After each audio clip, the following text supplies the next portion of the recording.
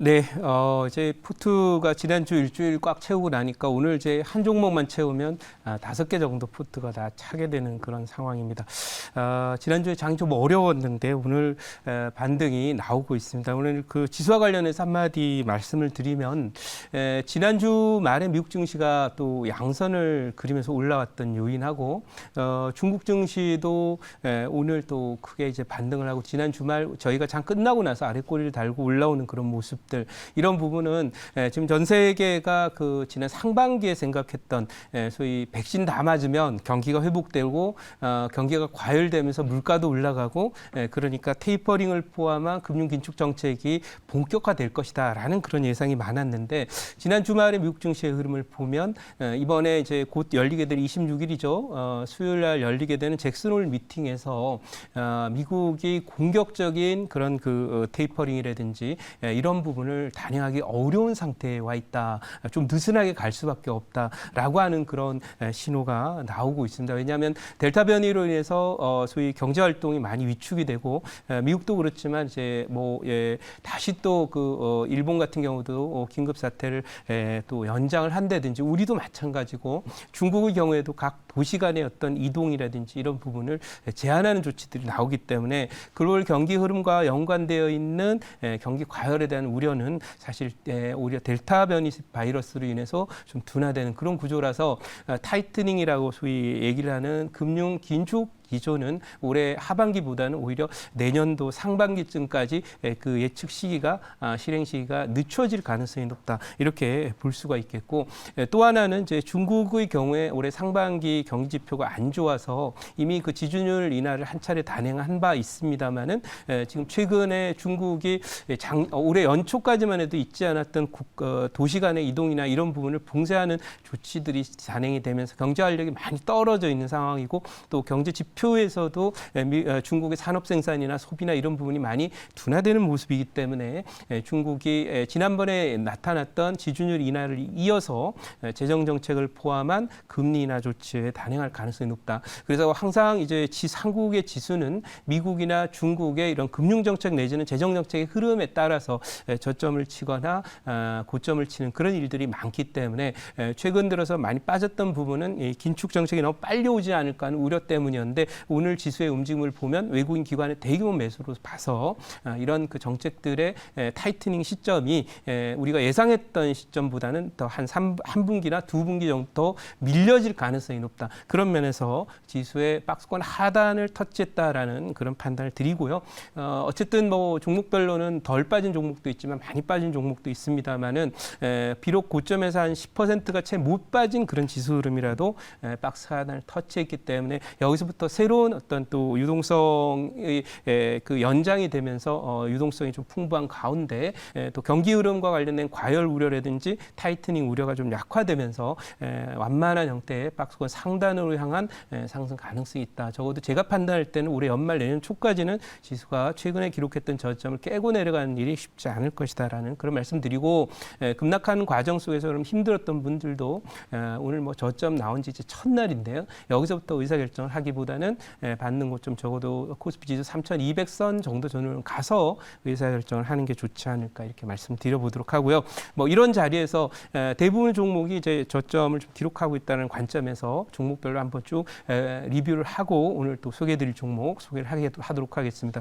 우선 제일 첫 번째 여러분께 이 리뷰를 해드릴 종목은 바로 오늘 그 캠트로스입니다. 이 종목은 이제 탄소 포집 그 기능을 갖고 있는 솔루션을 갖고 있기 때문에 관련 종목으로서 아직 뭐 갈 때 많이 남았고 장이 빠지는 동안에 자리 잘 잡았기 때문에 조만간에 탄소 포집 관련해서는 미국이 처음으로 이제 정책을 내놨기 때문에 상승을 강력하게 하지 않을까 이렇게 싶고요. 저점도 나온 상태죠. 자, 케어젠 말씀을 드려보도록 하겠습니다. 이 케어젠은 여기 지금 오늘 5% 오르면서 직전 고점 돌파 직전에 있어요. 실적 호전에 또 경기 방어주에서 이런 부분이 있기 때문에 그동안에 이제 이 종목이 굉장히 굉장히 한 2, 3년 계속 소외를 받았었던 종목인데 드디어 실적 호전을 기반으로 해서 방어주로서 의료 서비스 분야이기 때문에 연말까지도 계속 또 올라가면서 여기 보이는 자리 언저리까지는 85,000원 정도까지 무난하지 않을 그렇게 말씀드리도록 하겠습니다. 자, 그 다음 종목 한번 보도록 하죠. 아난티라는 종목입니다. 자, 이 아난티라는 종목이 지수가 급락하는 와중에서 최근 일주일 동안 지수 안 빠지고 오히려 고점을 조금 높여왔어요. 그래서 그런 부분이기 때문에 제가 판단하는 이거 바닥에 나왔다고 보고요. 모멘텀만 발생한다면 위쪽으로 쏘면서 고가 돌파를 할 가능성이 높다. 이렇게 말씀을 드릴 수 있어요. 목표치까지 계속 홀딩해 가도록 하겠습니다. 자, 그러면 오늘 소개해드릴 종목은 이 아난티하고 조금 연관성을 갖고 있는 그런 종목이기 때문에 포트 편입을 한번 해보도록 하겠습니다. 현재 가격은 12,300원. 회사 이름은 바로 푸른 기술입니다. 제가 여러분 이 종목은 뭐 2018년도에 철도 관련 종목이다라고 하면서 말씀드렸던 종목으로 제가 소개드린 이후에 대략 200% 이상 상승을 보였었고요. 제가 편입을 했던 자리가 바로 이 정도 자리 언저리입니다. 그렇기 때문에 한때 이 종목 뭐 고점까지를 생각을 하면 여기가 26,000원짜리까지 갔었던 그런 자리고 2018년도에 제가 소개드렸던 자리는 한 5,000원 초반대였지만은 조정을 다 마친 이후에 다시 재상승을 위한 준비 과정에 들어가 있다. 이렇게 말씀을 드릴 수 있겠고요. 제가 이 종목을 갖고 온 이유는 오늘 철도 관련 종목들 중에서 보면 뭐 데아티아이라든지 또는 현대 로템이라든지 이런 종목들의 움직임들이 유신이라든지 이런 종목 움직임이 좋은데요. 굳이 왜 오늘 또 철도 관련주를 지난주에는 아난티를 갖고 오더니 오늘은 철도 관련주를 갖고 왔을까라는 게 궁금하실 텐데요. 중요한 것은 제가 그 오늘장 한마디에서 말씀드린 대로 한국과 미국과 러시아 중심의 한반도 평화 정착 프로세스 이게 지금 본격적으로 개시가 되는 게 아닌가 싶고 일부 예언서나 뭐 이런 데에 의하면 소위 그 타너스님이 말씀하셨다 그러죠. 우호지화풍이다 이렇게 얘기를 한다고 해요. 그러니까 우리가 통일 시기를 물어봤더니 이 우는 이제 소입니다, 소. 그리고 호는 호랑이를 의미하는데요. 이들이 과거에는 다투고 싸웠는데 지라는 것은 이제 지향한다는 그런 뜻일 거예요. 그래서 이 호랑이와 소가 예전에 싸웠는데 화풍이라고 하면 다 아시죠? 온화한 바람을 이제 화풍이라고 그러는데 뭔가 이제 좋은 분위기가 형성이 되면서 이 국제 정세가 우리나라를 둘러싼 정세가 러시아와 미국이 좀 친해지고 소위 화풍이 돌게 되면서 통일의 시기가 가까워진다 이런 그 예언을 했다고 하는데 제가 뭐 예언사에 집중하는 것은 아니고 실제로 이것이 오늘 그런 소위 아이콘처럼 나타나고 있는 현상이에요. 그래서 준비한 자료를 잠깐 보면서 말씀을 드리도록 하겠습니다. 자, 보시면은 오늘의 종목은 이제 푸른 기술입니다.